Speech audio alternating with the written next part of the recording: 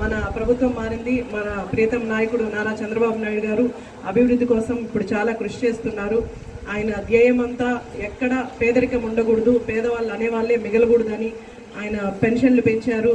ఈ ముసలి వాళ్ళందరికీ, అవ్వాతాతలందరికీ మందుల కోసం కావచ్చు, వాళ్ళ ఖర్చుల కోసం కావచ్చు, అన్నిటికీ పెంచారు. అలాగే ప్రతి ఒక్కరికి ఇప్పుడు సహాయం చేస్తున్నారు. హౌసింగ్ కానీ లేకపోతే గ్రామాల్లో ఇప్పుడు ప్రతి మండలానికి 2 కోట్లు ఇచ్చున్నారు. ఈ పంచాయతీకి కూడా 15 లక్షలు శాంక్షన్ అయింది. ఖచ్చితంగా గ్రామాలు కానీ పంచాయతీలు కానీ అలాగే సూలూరుపేట నియోజకవర్గం మొత్తం అభివృద్ధి 5 ఏళ్లలో ఖచ్చితంగా మీ అందరికీ అభివృద్ధి కనిపిస్తుంది. ఆయన రాష్ట్రంలో చూసినట్టు నేను సూలూరుపేట నియోజకవర్గంలో ఎక్కడ పేదరికం అనేది లేకుండా ఖచ్చితంగా కృషి చేస్తాను.